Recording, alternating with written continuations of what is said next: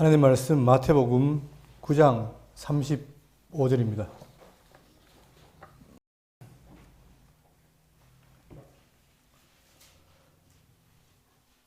예수께서 모든 도시와 마을에 들어다니사 그들의 회당에서 가르치시며 천국 복음을 전파하시며 모든 병과 모든 약한 것을 고치시니라.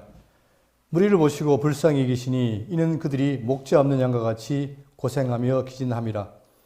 이에 제자들에게 이르시되 추수할 것은 많되 일꾼이 적으니 그러므로 추수하는 주인에게 청하여 추수할 일꾼들을 보내어 주소 하라 하시니라. 아멘. 우리는 지난 시간까지 마태복음 5, 6, 7, 8, 9장 그러니까 산상수훈을 함께 살폈습니다. 그 내용을 통해서 예수님께서는 가르치시며 고치시는 내용을 통해서 천국 복음을 증가했습니다. 오늘 이제 내용은 뭐냐면은 천국 복음 전파를 위해서 제자를 세우신다. 이제 이 복음을 증거해야 되는데 사람이 필요하죠. 그래서 제자를 세워서 이 복음을 증거하는 내용이 함께 살펴보도록 하겠습니다. 자, 본문 9장 36절을 보시면 무리를 보시고 불쌍히 여기시니 이는 목자 없는 양과 같이 고생하며 기진함이라. 지금 예수님 산상에서 말씀을 전할 때 많은 무리가 모였죠. 근데 이제 가르침을 끝나고 내려왔을 때 무리를 보면서 하신 말씀이 불쌍히 여기시니 이는 그들이 목자 없는 양과 같이 고생하며 기진함이라 라고 말씀하십니다. 이 한 문장 속에 어떤 의미가 담겨 있을까 우리가 한번 살펴볼 필요가 있는데, 자, 역사를 보시면 민수기 17장 15절 모세가 여호와께 여짜와 이르되 여호와 모든 육체의 생명의 하나님이시여 원하건대 한 사람을 이 회중 위에 세워서 그로 그들 앞에 출입하며 그들을 인도하여 출입하게 하사 여호와의 회중이 목자 없는 양과 같이 되지 않게 하옵소서. 여호와께서 모세에게 이르시되 눈의 아들 여호수아는 그 안에 영이 무는 자니 너는 데려다가 그에게 안수하고 그를 제사장 엘라살과 온 회중 앞에 세우고 그들의 목전에서 그에게 위탁하여 내 존귀를 그에게 돌려 이스라엘 자손의 모든 회중을 그에게 복종하게 하라. 자, 지금 이 민수기 17장 내용은 여러분 아시다시피 이스라엘 백성, 즉 아브라함과 이삭과 야곱 시대에 하나님이 아브라함에게 장차 이방의 계기대 사병에도 종노릇 한다라고 했었겠죠. 이게 2000년 전에 아브라함에게 하신 말씀이었어요. 그런데 약속대로 그들이 400년 동안 종노릇하고 1500년경에 하나님 모세를 불러서 이스라엘 백성들을 광야를 통해서 이제 가나안 땅으로 들어가죠. 근데 가나안 땅 들어가기 직전에 모압 땅에서 모세에게 하신 말씀이 뭐냐면, 모세를 통해서 하신 말씀이 뭐냐면은, 자, 지금 이들은 유목민이잖아요. 유목민이기 때문에 목자가 항상 양을 이끌어 가는데 똑같이 지금 이스라엘이 가나안 땅에 들어가지만 그들을 내버려 두지 말고 어떻게 해요? 목자 없는 양과 같이 되지 않게 하옵소서. 그러면서 모세 대신에 누구를 세웁니까? 여호수아를 목자로 세우는 거예요. 자, 그들이 유목민으로서 친근한 목자가 있는데 그것을 실제로 어떻게 하나님이 이스라엘 백성을 다스리는 목자로 세운다는 거죠. 그래서 이때 이 모세가 여호수아를 목자로 세웁니다. 자, 그리고 계속해서 이스라엘 나라는 목자가 있죠. 그러다가 이제 주전 1000년에 다윗 때의 절정을 이룹니다. 그래서 다윗이 자기가 목자이지만 친히 자기를 다스리는 여호와를 생각하면서 지은 노래가 시편 23편 1절이죠. 여호와는 나의 목자 신이 내게 부족함이 없으리로다. 그가 나를 푸른 풀밭에 누이시며 쉴 만한 물가로 인도하시는도다. 내 영혼을 수정시키시고 자기 이름을 위하여 의의 길로 인도하시는도다. 내가 사망의 음침한 골짜기에 다닐지라도 해를 두려워하지 않을 것은 주께서 나와 함께 하심이라. 주의 지팡이와 막대기가 나를 안위하시나이다. 주께서 내 원수의 목전에서 내게 상을 차려주시고 기름을 내 머리에 부으셨으니 내 잔이 넘치나이다. 내 평생의 선하심과 인자하심이 반드시 나를 따르니 내가 여호와의 집에 영원히 살리로다. 자기도 목자지만 친히 어떻게 돼요? 그러니까 목자라는 것이 하나님께 위탁받은 직분인데 여호와를 잊어버리면 안 되잖아요. 그러니까 철저하게 다윗은 자기도 목자지만 자기를 다스리는 분이 여호와 하나님이라는 사실을 시편을 통해서 노래를 부릅니다. 자, 그런데 이스라엘이 다윗 이후에 솔로몬 때부터 점점 타락하기 시작해서 북쪽 이스라엘이 721년에 그 다음 남쪽 유다가 587년에 망하죠. 이 망할 무렵에 에스겔이 한 노래가 있습니다. 그 노래가 뭐냐면 에스겔 34장 2절에 인자야 너는 이스라엘 목자들에게 예언하라. 그들 곧 목자들에게 예언하여 이르기를 주 여호와께서 이같이 말씀하시되 자기만 먹는 이스라엘 목자들은 화 있을진저. 자, 점점 어떻게 돼요? 이전에 있던 이 여호수아, 다윗 등등 이런 목자들은 잘 어떻게 했습니까? 목자가 양을 다스렸죠. 근데 점점 나라가 타락하고 여호와를 잊어버리니까 어떻게 되느냐? 목자들이 어떻게 됩니까? 목자들 양떼를 먹이지 않아요. 자, 3절 너희가 살찐 양을 잡아 그 기름을 먹으며 그 털을 입되 양떼는 먹이지 아니한도다. 자기들만 배불리 채우고 자기들만 배불리 입고 편안하게 입고 양들을 먹이지 않는다 이 말입니다. 너희가 그 연약한 자를 강하게 아니하며 병든 자를 고치지 아니하며 상한 자를 싸매주지 아니하며 쫓기는 자를 돌아오게 하지 아니하며 잃어버린 자를 찾지 아니하고 다만 포악으로 그것들을 다스렸도다. 목자가 없으므로 그것들이 흩어지고 흩어져서 모든 짐승의 밥이 되었도다. 결국은 목자를 통해서 이스라엘 백성들 양을 잘 다스리게 했는데 결국 그들이 다스리지 않았다 이 말이에요. 자기만 먹고. 그래서 결국은 모든 양들이 뭐가 됐어요? 윤택하게 크는 게 아니라 짐승의 밥이 되었다. 이게 바로 이스라엘의 망할 당시의 모습이었습니다. 이러니까 어떻게 되느냐? 주 여호와께서 이같이 말씀하셨느니라 곧 내가 내 양을 찾고 찾되. 자, 이제 어떻게 하겠다는 겁니까? 맡기지 않겠다는 거예요. 하나님 내가 내 양을 찾고 찾되. 목자가 양 가운데 있는 날에 양이 흩어졌으면 그때를 찾는 것이 같이 내가 내 양을 찾아서 흐리고 캄캄한 날에 그 흩어진 모든 곳에서 그것들을 건져낼지라. 이제 어떻게 하겠다는 거예요? 사람에게 안 맡기겠다는 거죠. 친히 내가 어떻게 하겠다? 목자가 되겠다는 거예요. 내가 그것들을 만민 가운데서 끌어내며 여러 백성 가운데서 모아 그 본토로 데리고 가서 이스라엘 산 위에와 시냇가에와 그 땅 모든 거주지에서 먹이되 좋은 꼴을 먹이고 그 우리를 이스라엘 높은 곳에 산에 두리니 그것들이 그 좋은 곳에 그곳에 있는 좋은 우리에 누워 있으며 이스라엘 산에서 살찐 꼴을 먹으리라. 자, 이렇게 맡겨놨더니 결국은 목자들이 어떻게 해요? 다 양을 내팽개치고 자기 사리사욕에 넘치니까 이제는 안 맡기겠다. 내가 친히 와서 어떻게 하겠다. 너희들의 목자겠다고 예언했습니다. 그 예언대로 여러분 잘 아신 것처럼 요한복음 10장 11절에 나는 선한 목자라. 그분이 뭘 왔습니까? 이 땅에 친히 선한 목자로 오신 거예요. 이게 에스겔의 약속대로 오신 건 아니죠. 선한 목자는 양들을 위하여 목숨을 버리거니와. 자, 특징이 뭐냐면은 사꾼들은 뭐예요? 양을 통해서 자기가 배불리 먹고 자기 호요식을 누리지만 선한 목자는 하는 게 뭐냐면 양을 위해 어떻게 합니까? 목숨을 버린다. 희생한다 이 말이에요. 자, 사꾼은 목자가 아니요. 양도 제 양이 아니라 이리가 오는 것을 보면 양을 버리고 달아나나니 이리가 양을 물어가고 또 해치느니라. 달아나는 것은 그가 사꾼인 까닭에 양을 돌보지 아니함이나 나는 선한 목자라. 나는 내 양을 알고 양도 나를 아는 것이 아버지께서 나를 아시고 내가 아버지를 아는 것 같이 나는 양을 위하여 목숨을 버리더라. 이렇게 약속대로 구약 약속대로 친히 오신 예수, 이분이 예수가 누구다? 바로 선한 목자가 되어서 뭘 돌봐요? 양들을 돌본다. 양. 당신의 잃어버린 양을 돌보는데 이 양들을 위해서 어떻게 합니까? 목숨을 내어놓고 희생한다는 이 말입니다. 그 약속대로 오신 거예요. 그러니까 지금 우리 본문을 보시면 9장 36절에 무리를 보시고 불쌍히 여기시니, 자, 이런 심정으로 무리를 본 거예요. 근데 봤더니 어떻게 됩니까? 이스라엘 잃어버린 양이 왔는데 그들에게 뭐가 없다는 거죠, 현재. 목자가 없는 거예요.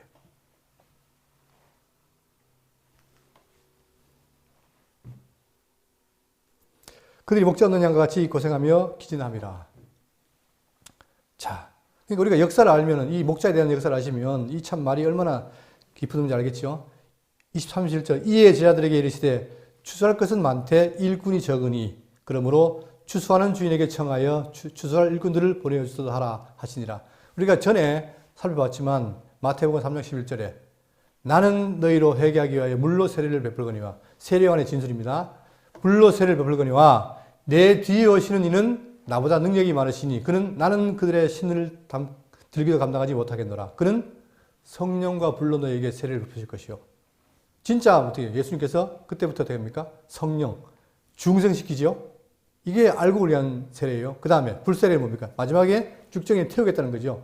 자, 베푸실 것이요. 손에 키를 들고 자기 타장의 마당을 정하게 하사 알곡은 모아 곳간에 드리고 죽정이는 꺼지지 않는 불에 태우시리라고 세례 요한이 예언한 것처럼 이제 뭐예요? 예수님이 천국 복음을 증거하시면서 추수할 때가 되었다. 이제는 어떻게 돼요? 그 추수를 시작하겠다는 거죠. 그러니까 뭐를 요구해라? 일꾼이 적으니까 추수할 일꾼을 주인에게 청하여 보내어 주소하라 라고 지금 말씀하십니다. 이게 9장 끝절이에요. 다음 10장 보겠습니다. 10장 1절. 예수께서 그의 12 제자를 부르사 더러운 귀신을 쫓아내며 모든 병과 모든 약한 것을 고치는 권능을 주시니라. 예수님이 12 제자를 부르십니다. 그런데 여기 보면은 우리가 지난번에 산상수훈이 4장 끝부분하고 9장 끝부분에 앞뒤가 연결되어 있죠. 그러니까 천국 복음을 전파하는데 뭘로? 가르치고 고치더라. 자, 그런 것처럼 이제 10장 1절도 마찬가지입니다. 똑같이 뭘 전합니까? 천국 복음을 전하기 위해서 누구를? 제자를 불렀는데 그들이 몇 명이다? 12명이에요. 12명이 더러운 귀신을 쫓아내고 모든 병과 모든 약한 것을 고치는 권능을 주시니라. 권능을 주죠. 왜냐? 예수님께서 뭐예요? 다니엘이 한 대로 뭐가 있어요? 그분이 권세가 있잖아요. 그 권세를 잠시 제자에게 나눠주는 거예요. 그 권능을 줘서 뭘 하게 하기 위해서? 복음을 계속 이어지는 겁니다. 가기 위해서. 자, 그러면서 이제 12명을 불렀는데 거기 보시면 2절 12사도의 이름은 이러하니 베드로라는 시몬을 비롯하여 그의 형제 안드레와 세베대 아들 야고보와 그 형제 요한 빌립과 바돌로메 도마와 세리마테 알페오의 아들 야고보와 다데오 가나안인 시몬 및 가룟유다 및 곧 예수를 판 자라. 좀 울리지 않습니까? 괜찮습니까? 네. 자, 지금 표를 보시죠. 앞에 보시면 12명의 제자를 이렇게 세우게 됩니다. 이들이 곧 장차 이스라엘 12지파의 대표. 그래서 결국 12명을 뽑은 이유도 이 마태복음 19장 28절을 보시면 예수께서 이르시되 내가 진실로 너에게 이르노니 세상이 새롭게 되어 인자가 자기 영광의 보좌에 앉을 때에 나를 따르는 너희도 12보좌에 앉아 이스라엘 12지파를 심판하리라. 그러니까 12명이 그냥 한 게 아니라 이스라엘 12지파니까 각 지파에 대표해서 한 명씩 12명을 뽑은 거예요. 자, 이들이 할 일은 장차 예수님이 하시는 그 천국 복음, 추수를 위해서 복음을 전하는 일이 되겠죠. 자, 그런데 여러분 제가 이 빨갛게 가룟 유다를 쓰는 이유가 뭐냐면 전에도 말씀드렸지만 여러분 오해하시면 안 되는 게 뭐냐면 가룟 유다는 이때 뭡니까? 예수님의 뭘로 부름받았어요? 제자인데 사도로 그러죠. 사도. 그죠? 제자. 제자를 부름받은 거예요. 그러면 누가 봐도 예수님이 친히 뽑아서 택했기 때문에 이 가룟 유다의 구원은 뭡니까? 당연하다고 생각하겠죠. 그렇지 않습니까? 그러니까 이게 속단인 거예요. 우리는 그렇게 생각했어요. 그러니까 당연히 불렀기 때문에 제자를 부름받았기 때문에 이 가룟 유다는 당연히 구원받았지라고 생각할 수 있습니다. 그러나 성경은 그렇게 허락하지가 않습니다. 나중에 말씀드리기를 하고, 자, 그 다음에 이 사도에 대해서 우리가 살펴볼 필요가 있는데, 이 사도는 뭐냐면, 자, 예수 그리스도에 직접 선택된 자입니다. 사도. 이 사도들은 직접 예수님께서 선택이 되어서 부름받은 자가 사도예요. 그 다음에 복음을 전하는 권위가 맡겨져 선택된 자입니다. 그러니까 지금 이 천국 복음을 전하는 것처럼 사도란 존재는 복음을 전하는 권위가 맡겨져 파견된 자가 바로 사도예요. 그리고 보고 듣고 배운 것을 기록할 수 있는 권한이 있는 거예요. 그러니까 우리가 지금 보시면은 사복음서, 그 다음에 사도행전과 나머지 서신서 전부 다 누가 기록했습니까? 사도들이 기록한 거예요. 그죠? 그 다음에 각종 권능을 행할 수 있다. 왜? 예수님이 불러서 뭘 줬기 때문에, 권능을 줬기 때문에 행할 수 있는 겁니다. 그리고 이 사도직은 여러분 예수님 이후에 사도, 속사도, 교부, 그리고는 그 뒤에 있습니까? 없습니까? 없어요. 그러니까 고린도가 말한 것처럼 온전한 것이 오면은 부분적인 것이 다 패한다 그랬죠. 그러니까 이제는 일시적으로 성경 그런 기록이 완성됨으로 끝이 난 거예요. 자, 그런데 여기 밑에 빨간 거 보시면 최근에 이 전 세계적으로 어떤 운동이 벌어지냐면 신사도 운동이에요. 신사도 운동. 다시 말하면 초대교회에 있었던 그 사도를 지금도 어떻게 다시 일으키자. 그래서 지금도 초대교회처럼 어떻게 사도 되는 것처럼 병도 고치고 죽은 자 살리고 이런 일을 지금도 하자. 그걸 누가 주창했느냐? 교회 성장학자. 여러분 이거 조심해야 돼요. 특히 목사 중에서 교회 성장에 관심 있는 사람들은 조심해야 돼요. 왜냐? 그 사람들은 뭡니까? 하나의 말씀보다는 일단 교인들이 많이 모이면 좋은 거예요.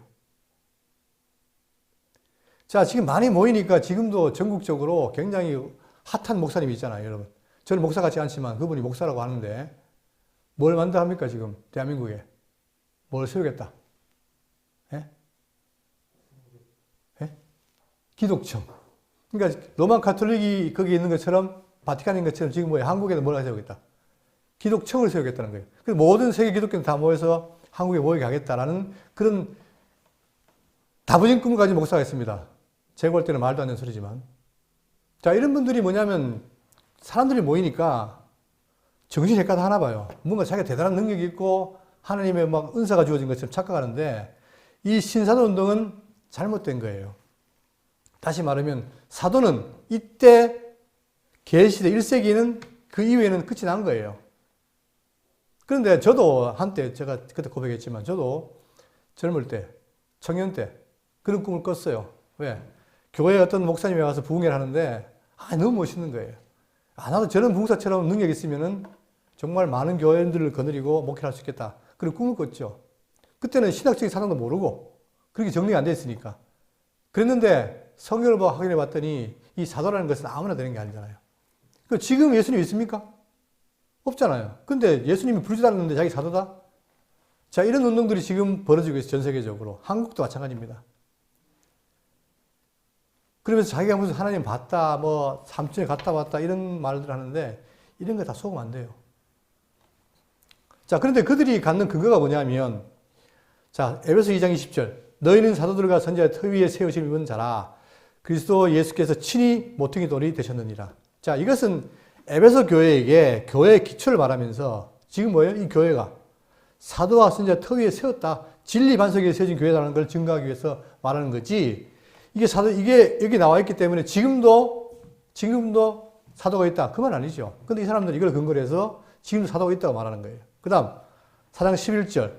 그 어떤 사람은 사도로, 어떤 사람은 선지자로, 어떤 사람은 복음 전하는 자로, 어떤 사람은 목사와 교사로 삼으셨으니 이는 성도를 온전하게 하여 봉사일을 하게 하며 그리스도의 몸을 세우게 하려 하십니다. 마찬가지입니다.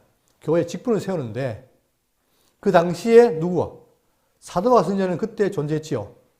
그러나 그 이후에 복음 전하는 자, 목사, 교사는 지금 남아있지만 사도와 선지자는 지금 존재하지 않습니다. 그러니까 이분들이 그 신학을 모르니까 지금도 이것이 이런 근거를 가지고 그대로 받아들여서 있다고 말하는 거예요.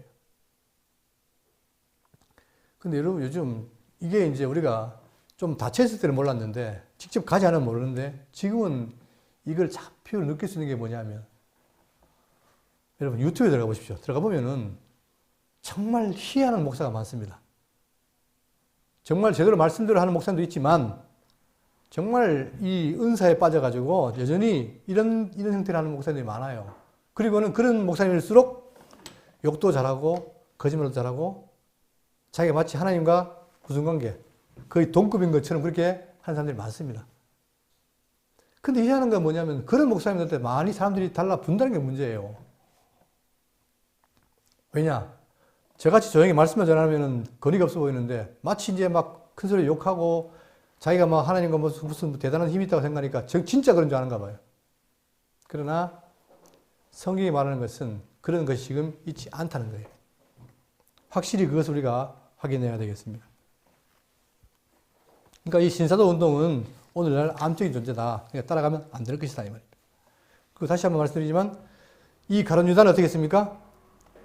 사도로 불림 받았지만 자 나중에 이가 뭘 이래요? 예수를 팔지요. 그래 팔게 될 때에 은 30에 팔게 될 때 예수님 하신 말씀이 인자는 자기에 대하여 기록된 대로 가거니와 인자를 파는 그 사람에게는 뭐가 있으리라? 화가 있으리로다. 그 사람은 차라리 태어나지 아니하였더라면 제게 좋을 뻔하였느니라. 예수님이 불러놓고 얼마 안 돼가지고 얼마 안 돼서 불과 1, 2년 사이에 가룟 유다에게 이런 판결을 하십니다. 그 말은 뭐냐면 여러분 우리가 사도로 불림받았건 제자로 불림받았건 아니면 직분자로 불림받았건 성도로 불림받았건 간에 문제는 불림받았다는 걸 말하지만 그 사람이 불림받았냐 아니냐 하는 것은 뭘로 판별됩니까? 정말 그 사람 속에 믿음이 있고 그 믿음에 열매가 있냐라고 성경은 줄기차게 말하고 있는 거예요. 그런데 많은 사람들이 말씀을 듣고 받았다고 하면서 교회 생활을 하지만 그러나 실제로 열매가 없고 나중에는 이 가룟유다처럼 예수를 판다. 그럼 그 사람에게는 뭐예요? 구원이 없습니다. 제자가 아닙니다. 우리가 이 부분을 분명히 해야 돼요. 그러니까 한때 한 번 구원은 영원한 구원이다 이런 말이 유행했는데 절대 그렇지 않습니다. 그것은 뭐냐면 하나님의 작정이 예정이 그렇게 변하는 게 아니라 사람의 착각이라 그러죠.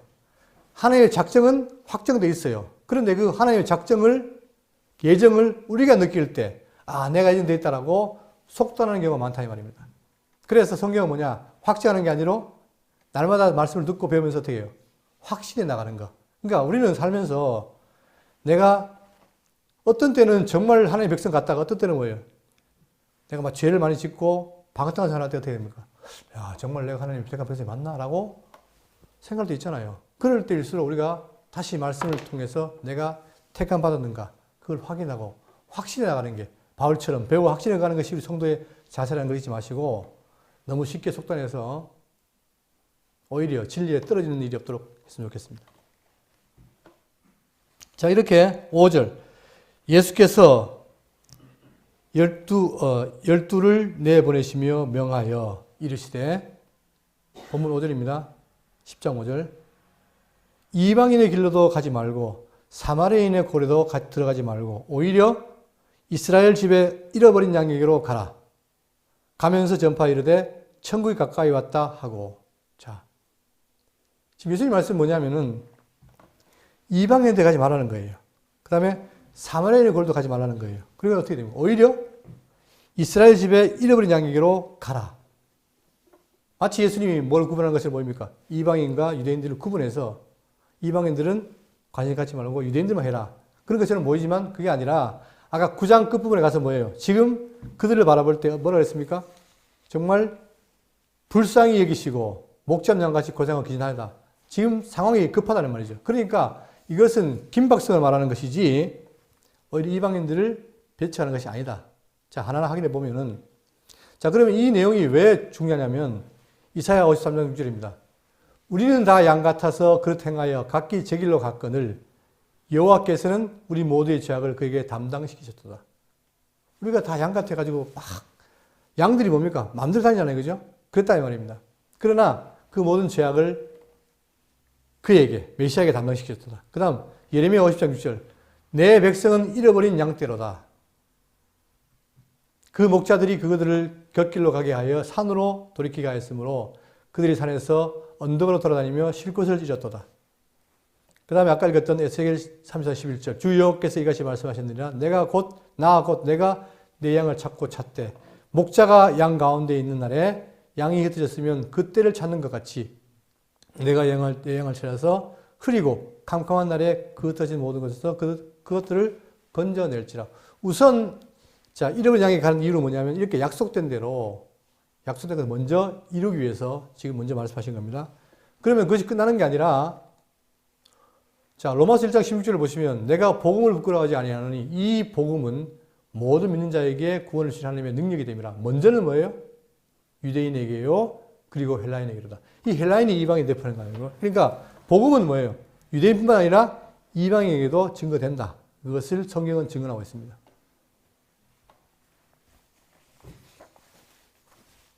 자, 그리고 본인 자신도 우리가 지금 마태복음 8장 봤지만 또 너에게 이르노니 동서로부터 많은 사람이 이르러 아브라함과 이삭과 야곱과 함께 천국에 앉으려니와 그 나라의 본 자손들은 바깥 어두운 가운데 쫓겨나 거기서 이를 울며 이를 갈게 되리라. 우리가 본문 봤지요? 그러니까 지금 예수님은 뭐예요? 잃어버린 양도 있지만 그 다음에 동서로부터 많은 사람이 자기 백성 될 것을 미리 알고 계신 거예요. 그러니까 지금 이 본문 속에 있는 유대인에게 가라는 말은 우선 예언을 이루고 지금 긴박하니까 먼저 유대인에게 하고 그 다음에 차츰차츰 뭐예요? 이방에게 증거해라. 그 말씀을 담고 있는 것입니다. 자, 본문 8절 보겠습니다. 자, 그리고 또 하나. 이들에게 하면서 결국은 유대인에게도 뭘 전해야 돼요? 전한 내용은 항상 뭡니까? 지금 마태복음 쭉 이어오는 게 뭐죠? 뭐를 전해라? 천국 복음을 전해라. 이것이 핵심 내용입니다. 본문 8절, 10장 8절입니다. 병든 자를 고치며 죽은 자를 살리며 나병 환자를 깨끗하게 하며 귀신을 쫓아내되 너희가 거저 받았으니 거저 주라. 자, 그에 준 권능이 뭐냐? 병든 자를 고치며 죽은 자를 살리며 나병 환자를 깨끗하게 하며. 제가 이 말씀이 꽂혔다는 거 아닙니까? 진짜 병든 자를 고치게 하고 그 다음에 죽은 자를 살리고 나병 환자를 깨끗하게 하며. 아마 우리가 누구나 다 성도라면 뭐 이런 걸 희망하지 않습니까? 자, 그런데 아무나 할 수 없어요. 이 내용은 우리가 앞으로 사도행전 배우겠지만 사도행전을 보시면 실질적으로 성령을 받은 사도들이 가서 어떻게 합니까? 병자를 고치잖아요. 누구를? 병자를 낫게 하고 그 다음 나병을 낫게 하고 또 중요한 건 뭐예요? 심지어 뭘 한다? 죽은 자도 살려요. 자, 죽은 자 살린 내용을 한번 확인해 보겠습니다. 사도행전 9장 36절. 욥바에 다비다라는 여자가 있으니 그 이름을 번역한즉 도르가라. 선행과 구제한 일이 힘이 많더니. 저는 이 도르가 그러면 생각나는 게 있어요. 제가 대학 다닐 때 대구 시내 동성로에 도르가의 집이라는 집이 있었어요. 혹시 기억나시는 분 있습니까? 그때가 이제 그 많은 카페 가운데 이제 그때가 거기가 특히 신자들이 모이는 카페였어요. 그러니까 뭐 복음성 틀어주고 그랬는데 이름이 바로 여기서 나온 거죠. 도르가라는 선행과 구제한 일이 많더니 그때의 병들어 죽음에 시체를 씻어 다락에 누이니라. 룻다가 욥바에서 가까운지라 지라들이 베드로가 거기 있음을 듣고 두 사람을 보내어 지체 말고 와달라고 간청하여 베드로가 일어나 그들과 함께 가서 이름에 그들이 데리고 다락방에 올라가니 모든 가부가 베드로에게서 울며 도르가가 그들과 함께 있을 때에 지은 속옷과 겉옷을 다 내보이거늘 베드로가 사람을 다 내보내고 물을 끓고 기도하고 돌이켜 시체를 향하여 이르되 다비다야 일어나라 하니 그가 눈을 떠 베드로를 보고 일어나 앉는지라. 자, 예수님이 뭐예요? 주신 권능이 실제로 사도행전에서 증명되는 거죠. 그러니까 베드로가 이 도르가 즉 다비다를 살린 거예요. 왜 그랬습니까? 천국복음을 전하는 증거하는 예수님, 그분은 뭐가 있기 때문에? 사망 권세를 꺼내는 권세가 있기 때문에 그 권세를 누가 이게 사도행 1시 이양한 거예요. 그러니까 그걸 받은 권능을 받은 이 베드로가 죽은 자 살리고. 그럼 베드로가 그랬느냐? 20장 6절입니다. 우리는 무교절 후에 빌립보에서 배로 떠나 닷새 만에 드로아에 있는 그들에게 가서 이래를 묻으니라. 그 주간의 첫날에 우리가 떡을 때려 하여 모였더니 바울이 이튿날 떠나고자 하여 그들에게 강론할세 말을 밤중까지 계속하며 우리가 모인 윗다락에 등불이 많이 켰는데 유두고라 하는 청년이 창에 걸터 앉아 있다가 깊이 졸더니 우리 그렇잖아요. 별로 말씀에 관심이 없고 막 지루하니까 딱 걸터 앉아 있었어요. 근데 걸터 앉아 있다가 졸았습니다.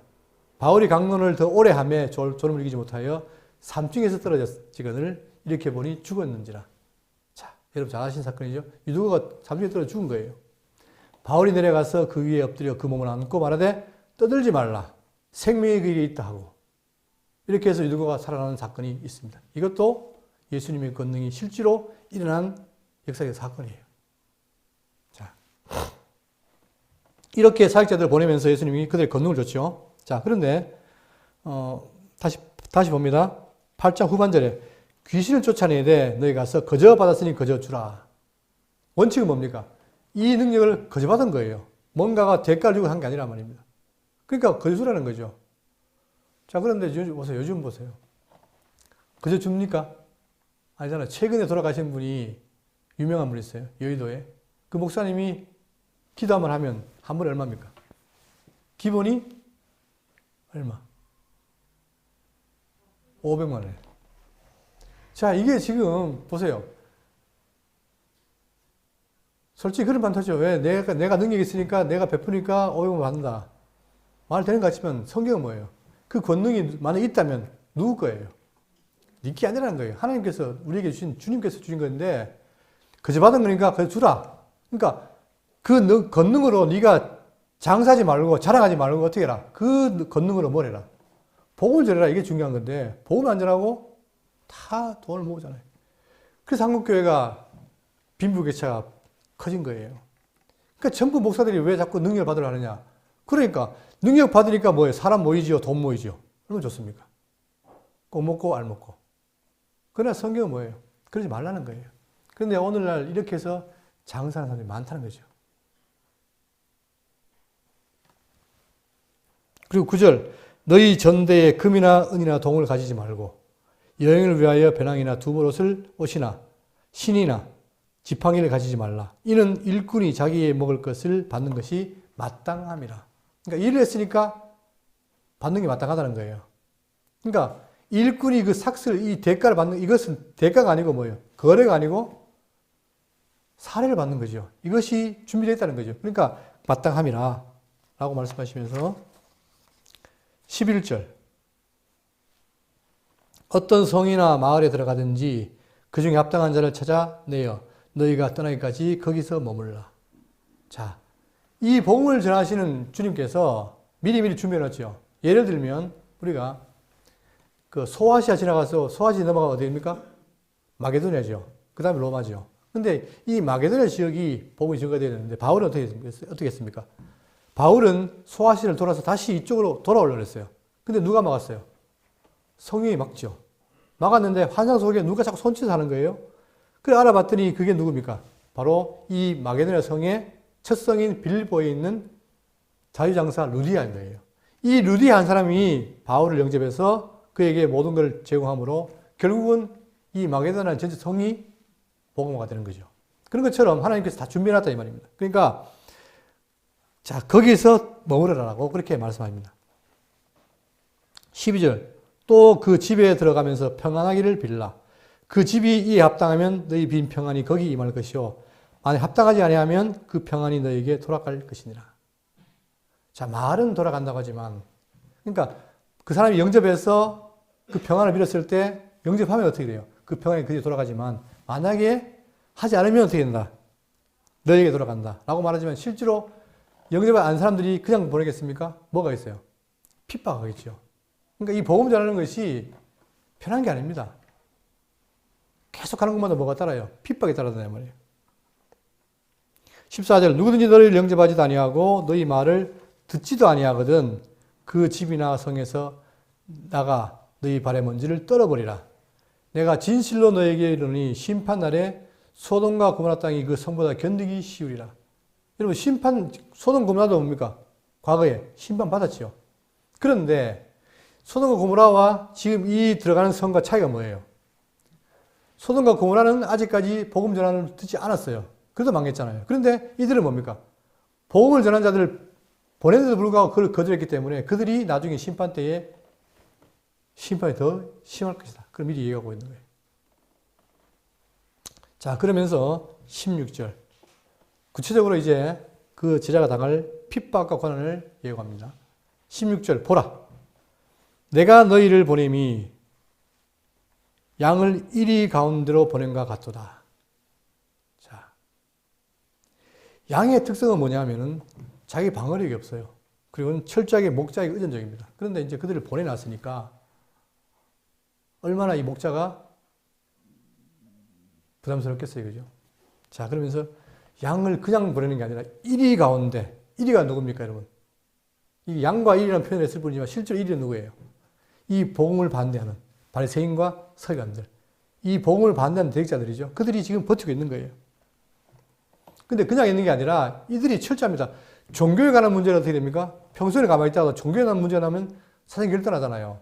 그러니까 막 죽이러 달려드는 거예요. 그러므로 너희는 뱀같이 지혜롭고 비둘기같이 순결하라. 자, 어떤 위험 속에서도 뭐예요? 자신의 양심을 속이지 않는 순결성을 지키되 한편 어떻게 해라? 약삭 빠르게 해라 이 말이에요. 그러니까 기회주의자가 되란 말이 아니고 대처를 잘하라 이 말입니다. 지혜롭게. 그렇게 지금 당부할 정도로 그들에게 닥치는 현실은 엄청나죠. 우리가 사도행전을 보면 아시겠지만 가는 곳마다 뭡니까? 핍박을 받아요. 그 내용이 소개되는데 자 17절 사람들을 삼가라. 그들이 너희를 공회에 넘겨주겠고 그들의 회당에서 채찍질하리라. 자 실제로 고린도후서 11장 24절 유대인들에게 40에서 하나 감한 매를 5번 맞았으며 자 40대를 맞으면 그 사람이 죽는데요. 근데 하나 감했으니까 거의 죽을 징역으로 때린 것을 몇 번 맞았다? 5번 맞은 거예요. 누가? 바울이요. 여러분 바울이 어떤 사람입니까? 가말리엘 학파고 유명한 사람 아닙니까? 유대인 중에 유대인이고. 그런데 왜 맞았어요? 이유가 뭐예요? 단지 예수를 증거한다는 그것 때문에 맞은 거 아닙니까? 3번 태장으로 맞고 1번 돌로 맞고 3번 파선하고 일주야를 깊은 바다에서 지냈으며 이런 핍박이 있다라고 했는데 실제로 이 기록되어 있잖아요. 그 다음에 또 뭐가 있어요? 18절 또 너희가 나로 말미암아 총독들과 임금들 앞에 끌려가리니 자 사도행전 24장 1절입니다. 닷새 후에 대제사장 아나니아가 어떤 장로들과 한 변호사 더들로와 함께 내려와서 총독 앞에서 바울을 고발하니라. 뭘로 고발해요? 강도짓, 살인죄 아니에요. 예수를 그리스도 증거하고 안식일을 범했다. 이런 것 때문 아닙니까? 그죠? 자, 바울을 부르며 더들로가 고발하여 이르되 벨릭스 각하여 우리가 당신을 힘입어 태평을 누리고 또 이 민족이 당신의 선견을 말미암아 여러 가지로 개선된 것을 우리가 어느 모양으로나 크게 감사하나이다. 당신을 더 괴롭게 아니하려 하여 우리가 대강 여짜옵나니 관용하시고 들으시기를 원하나이다. 우리가 보니 이 사람은 전염병 같은 자라.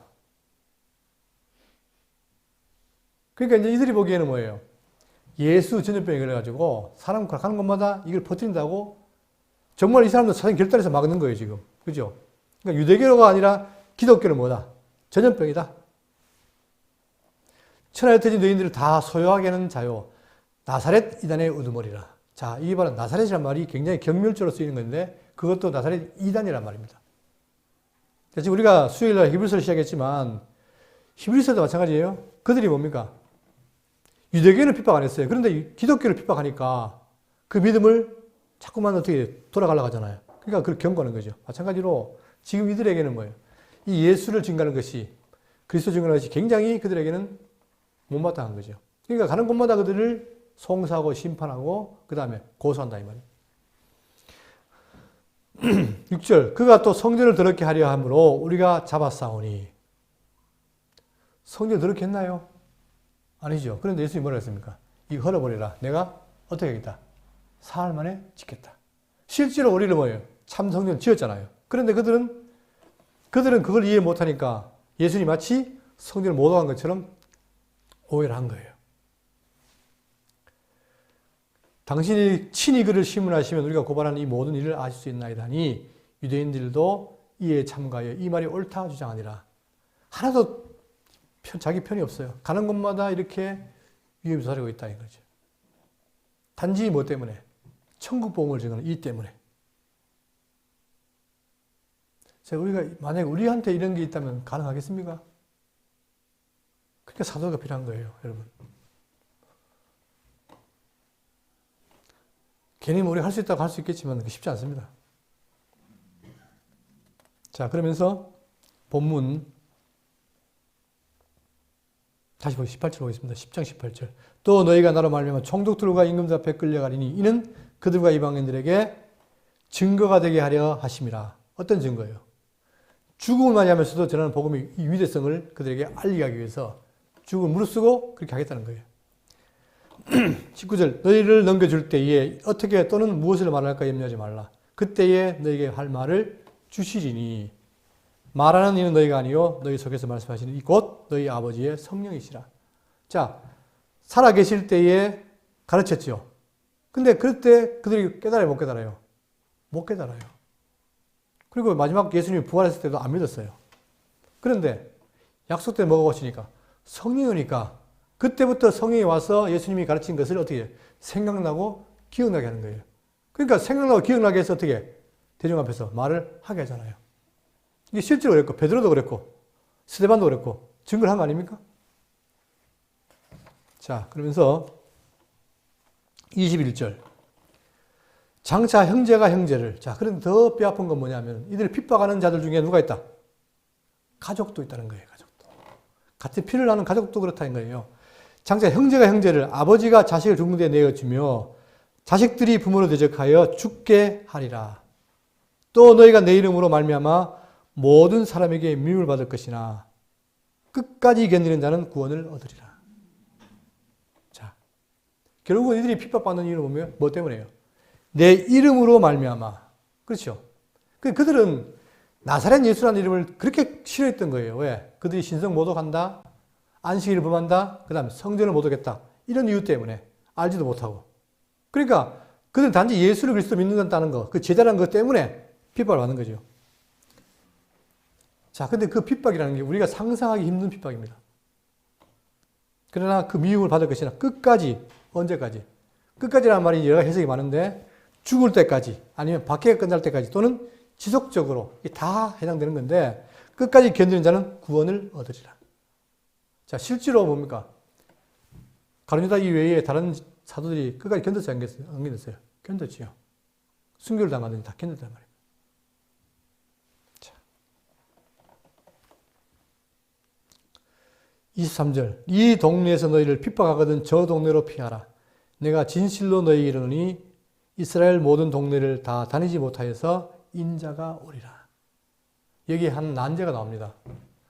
저도 이 부분을 오랫동안 고민하고 옛날에 이렇게 안 봤는데 지금은 좀 달라졌어요. 뭐냐면은 이 동네에서 지금 뭐라 했습니까? 잃어버린 양들의 가라 그랬죠. 이스라엘이 그죠? 그러니까 지금 그들은 복음 전하는 것이 유대에 한정되어 있잖아요.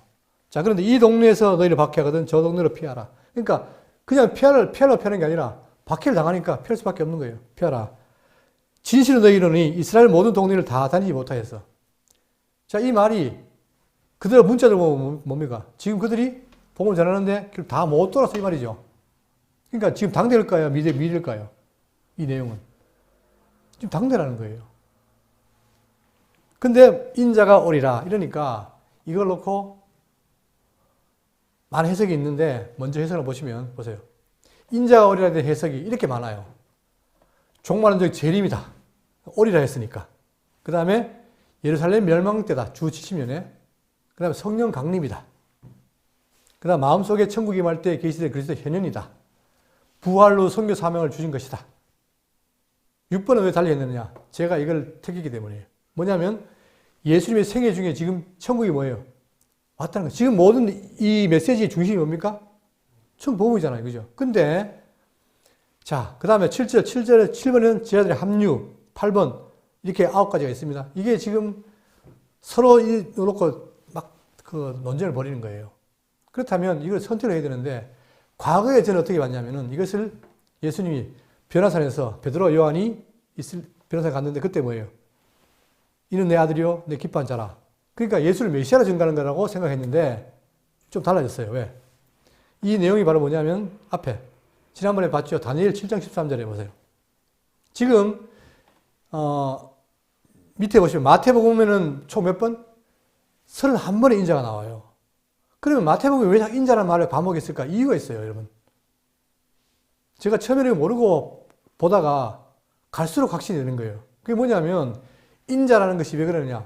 그냥 사람의 아들이잖아요, 예수님도. 근데 굳이 인자라는 표현을 쓰느냐? 그게 바로 다니엘을 염두에 둔 거예요. 다니엘이 예언한 것이 인자 같은 이가 오면 자, 그가 예적부터 있는 자에게 나가서 인도되는데 그게 뭐예요? 권세, 영광, 나라. 근데 이 세 가지를 마태복음으로 다 증거를 해요. 나중에 보면은 그가 뭐예요? 아버지 영광으로 오신다. 인자가 아버지 영광으로 오신다는 말을 해요. 그럼 뭐예요? 그것도 영광이잖아요. 그러니까 권세와 영광과 나라를 줬다. 그러니까 예수님은 뭐예요? 그 받은 것을 지금 증거해야 되는 거 아닙니까?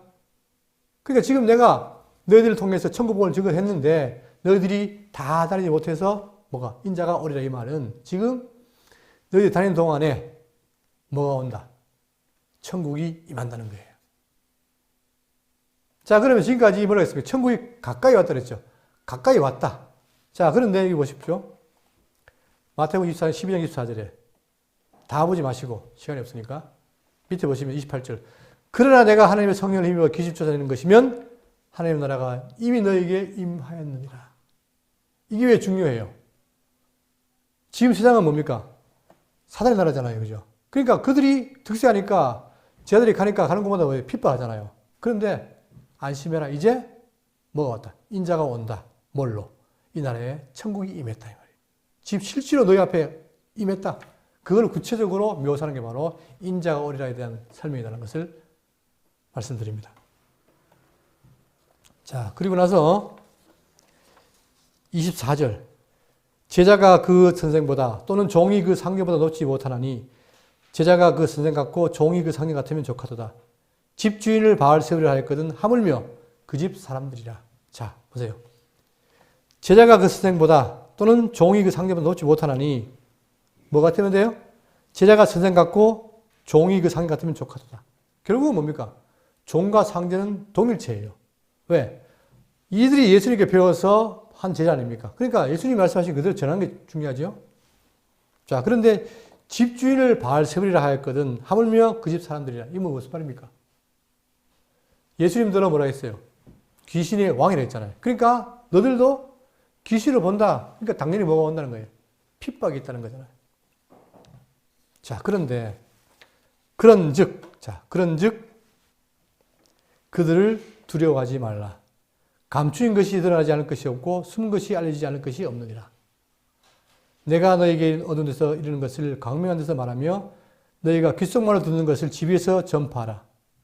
몸은 죽여도 영혼은 능히 죽이지 못하는 자들을 두려워하지 말고 오직 몸과 영혼을 능히 지옥에 멸할 수 있는 일을 두려워하라. 참새 2마리가 한 앗사리에 팔리지 아니하느냐. 그러나 너희 아버지께서 허락하지 아니하시면 그 하나도 땅에 떨어지지 아니하리라. 오늘 시간이 빨리 가버렸네요. 자, 중요한 건 뭐냐면 지금 이들이 어떻게 가운데 있습니까? 엄청난, 우리가 상상하기 힘든 엄청난 핍박 가운데 있어요. 심지어 목숨까지 위협받는 그런 핍박 가운데 있는데 예수님 말씀은 뭐예요? 누굴 두려워하지 말라. 몸은 죽여도 영혼은 죽이지 못하는 자들을 두려워하지 말라. 그렇죠. 우리의 죽음은 2가지가 있어요.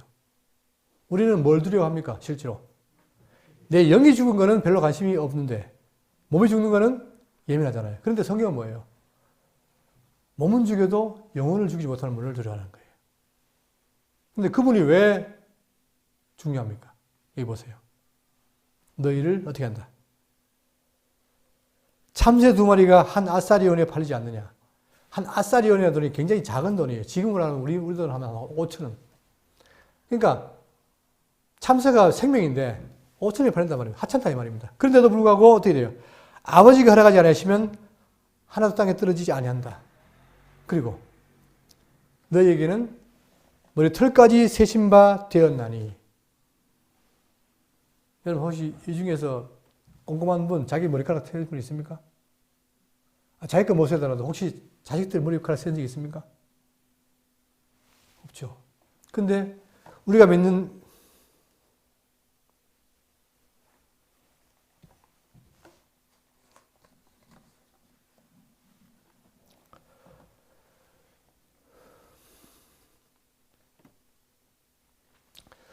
그분은 우리의 뭐예요?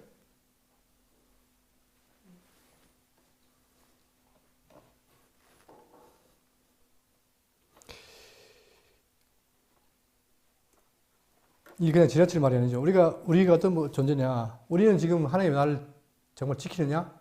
나를 보호하시느냐라고 불평할지 몰라도 그분은 뭐예요? 우리를 사랑하시기를 이렇게 사랑하신다. 머리털 세진 바처럼 우리를 치밀하게 우리의 일거지를 지금도 지킵니다.